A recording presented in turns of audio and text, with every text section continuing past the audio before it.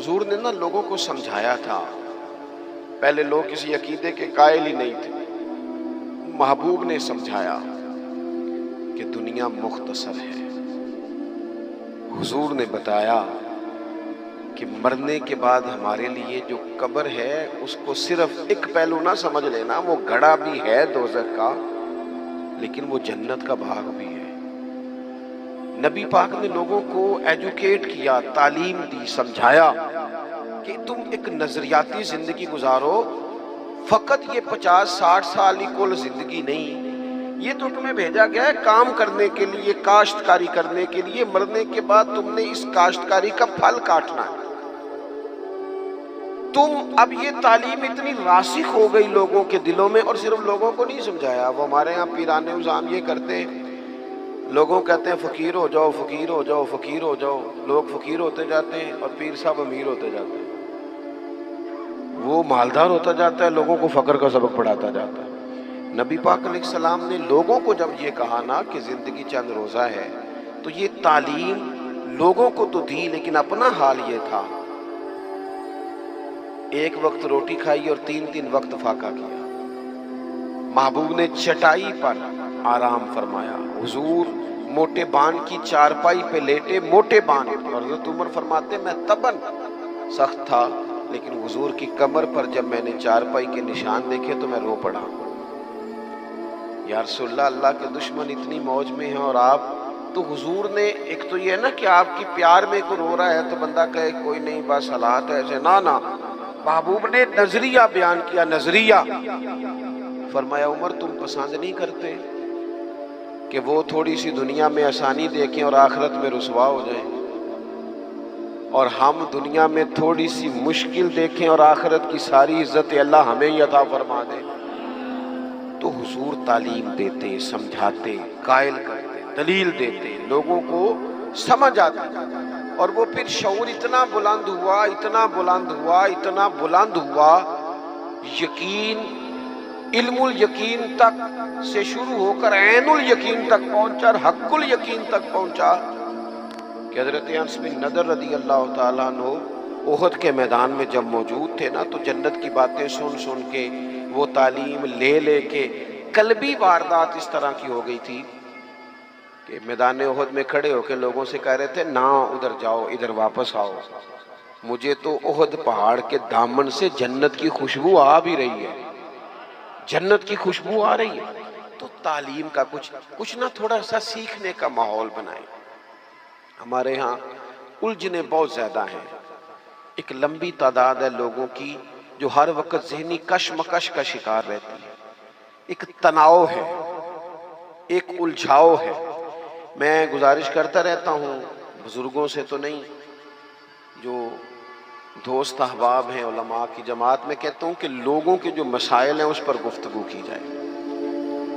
لوگوں کو ذہنی آسودگی کا موقع میسر آئے، انہیں پتہ چلے کہ یہ ہمارا اصل مسئلہ ہے. ہمارے جو دیکھیں نا، حسد بہت بڑا مسئلہ ہے. اس پر نبی پاک علیہ الصلوۃ والسلام کی درجنوں احادیث موجود ہیں، اور اس کے ہر پہلو پر حضور نے ہمیں سبق دیے. بغض پر، جھوٹ پر، بدی پر، خیانت پر، رزق حلال کے فضائل پر، محبت پر. یہ جو ہمارے مسائل ہیں، ہم اگر حضور سے سیکھ لیں. ایک جنگ بنی رہتی ہے گھروں میں، چوکوں میں، چوراہوں میں، آپس میں، دفتروں میں، کٹھے بیٹھنے والے لوگوں میں، حتیٰ کہ دینی ماحول میں بھی اگر چند لوگ مل کے کام کرتے ہیں تو وہاں بھی کچھ نہ کچھ آپس میں چیزیں دلوں میں موجود رہتی ہیں. شرط یہ ہے کہ ہم حضور سے سیکھیں، کشادگی پیدا ہوگی، دل بڑے ہوں. تو نبی پاک نے اپنے لیے بطور معلم کا لفظ اعزاز کے طور پر حضور نے بیان کیا. اور دوسرا، حضور نے فرمایا میں نا اخلاق عالیہ کی تکمیل کرنے دنیا میں آیا ہوں. ایک ہوتا ہے کوئی اچھی بات کرنا، بہت سارے لوگ اچھی باتیں کرتے ہیں، اور آج کل تو سارے لوگ ہی اچھی باتیں کرتے ہیں، پر مسئلہ صرف اتنا ہے کہ کرتے دوسروں کے لیے. جتنی اچھی باتیں ہو رہی ہیں وہ ساری اچھی باتیں دوسروں کے لیے. اگر وہ اچھی بات جو ہم کر رہے ہیں صرف وہ والی کریں نا جس پر ہم عمل کرتے ہیں، تو جو تبلیغ عمل سے ہوتی ہے وہ دیر پا ہوتی ہے، اس میں وسعت ہوتی ہے. اللہ کے پیارے رسول صلی اللہ تعالی علیہ وسلم نے صرف اچھی بات نہیں کی، آپ توجہ کریں گے میری بات پر، حضور نے صرف ایسا نہیں کہ ایک اچھی بات محبوب نے کر دی، حضور نے وہ والی اچھی بات کی ہے کہ اس سے زیادہ اچھی بات ہو سکتی نہیں۔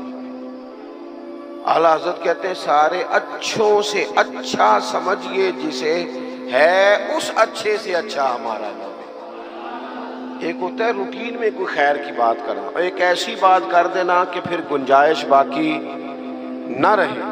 نبی کریم علیہ السلام نے وہ خیر کی باتیں کی ہیں کہ مزید پھر گنجائش ہے۔ یہ جو ہمارے یہاں مصیبت بن گئی ہے نا کہ ہم نے وہاں سے بھی سیکھنا ہے دانش میں، وہ ہمارے اسکولوں کالجوں کی دیواروں پر انگریزوں کے قول بھی لکھ دیے۔ تو میں کہتا ہوں کیا احادیث ساری یاد ہو گئی تھی بچوں کو؟ قرآن مجید کی آیات یاد ہو گئی تھی؟ اور کیا کوئی ایسی بات تھی جو حضور نے بیان نہ کی ہو، جو آپ کو ادھر ادھر جانا پڑا؟ اللہ کے پیارے رسول صلی اللہ تعالی علیہ وسلم نے تکمیل کر دی اخلاق عالیہ، بلندی اخلاق جہاں تک جا سکتے تھے وہ ساری چیزیں حضور نے ہمیں دی ہیں۔ اخلاق کی کوئی ایسی بات نہیں جو رسول پاک صلی اللہ تعالی علیہ وسلم نے ہمیں نہ بتائی ہو، اور وہ باتیں ہمیں یاد بھی ہیں۔ بس مسئلہ یہ ہے کہ تقریریں، میں آج کل یہ دیکھتا ہوں کہ آپ آ جائیں جی، آپ یہاں بھی بیان کر دیں، آپ تھوڑا وہاں بھی کر لیں، تھوڑا وہاں بھی کر لیں۔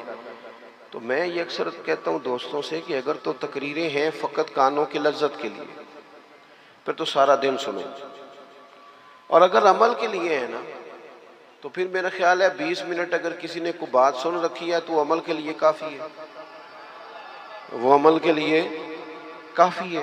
وہ بزرگ ایک مثال دیا کرتے تھے کہ ایک شخص نے کسی مولانا سے سن لیا تھا، بعض اوقات لوگ کھیتوں میں قضائے حاجت کے لیے جاتے تھے پیشاب کرنے، تو کہا سخت جگہ پہ پیشاب نہ کرو، وہ اس لیے کہ پیشاب کے چھینٹے پلٹ کر کپڑوں پہ نہ آئیں۔ تو اس بیچارے نے وہ مسئلہ سن لیا، وہ صرف نعرے والا نہیں تھا نا، عمل والا تھا۔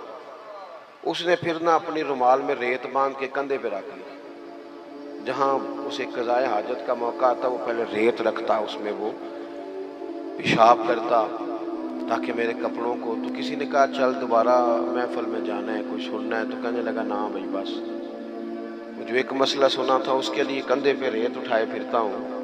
یہ ایک سادی بات ہے لیکن سمجھنے کے لیے ہے، اگرچہ آپ ہنسے پر سمجھنے کے لیے ہے نا، کہ جن کا عمل کرنے کا مزاج تھا وہ تو یہاں تک تھے، اور جن کا خیال یہ کہ اب ویکھیا ساڑی محفل ہوئی، پھر راتی پھر آپ مزہ کیا ہے، او ہو کیا بھئی آپ نے اور میں نے یہی تو کام کیا ہے۔ نبی کریم نے بلند اخلاق سکھائے۔ ایک حدیث اگر میرے ملک میں نافذ ہو جائے نا، ایک، کتنی کہہ رہا ہوں؟ ہاں نہ نہیں کرتے آپ، ناراض ہیں؟ کتنی؟ ایک پہ عمل ہو جائے نا، ایک پہ بس، تو سارے مسئلے حل ہو۔ ایک بات، اور لمبی چوڑی نہیں، حضور کو جو اللہ نے جوامع الکلم عطا فرمائے ان میں سے ایک بات، اللہ کے پیارے رسول علیہ السلام نے فرمایا میرا مومن وہ ہے۔ اتنی بڑی بلند اخلاق کی بات ملے گی نہیں آپ کو۔ فرمایا میرا مومن وہ ہے جو اپنے لیے پسند کرتا ہے وہی اپنے بھائی کے لیے بھی پسند کرتا ہے۔ لو ختم ہو گئی بات۔ آج کے بعد زندگی میں یہ ایک بات طاری کر لو، ایک صرف، کہ جو اپنے لیے پسند کرنا ہے وہی اپنے، کوئی ملاوٹ ہوگی، کوئی آدمی غلط چیز بیچے گا، کوئی غلط چیز بنائے گا، کوئی خرابی پیدا ہوگی، کیوں کہ اس نے نا، میں دکان پہ ایک دفعہ کپڑے خریدنے کے لیے بیٹھا تھا تو ایک صاحب کہنے لگے پیر صاحب یہ لے لے آتے، میں بھی پایا ہے۔ میں کیا سارے نو یو دیا کر جڑا آپ پانا ہے۔ دیکھو نا یہ کیا بات ہوئی، آپ کو پہچان ہے نا کہ یہ کپڑا ٹھیک ہے، تو آپ باقیوں کو خرید، آپ مارکیٹ سے لے کے ہی وہی آئیں بس، جو آپ سمجھتے ہیں کہ یہ لوگوں کے لیے۔ کیوں ہم اس طرح کا کام کرتے ہیں؟ کیوں نہیں ہم سمجھتے کہ یہ غیر نہیں ہے، یہ ہمارے اپنے لوگ ہیں؟ یہ کیسے ہو سکتا ہے کہ کسی کے بچوں کو آپ ملاوٹ والی چیز کھلائیں اور بیماریاں آپ کے گھر نہ آئیں؟ یہ کیسے ہو سکتا ہے؟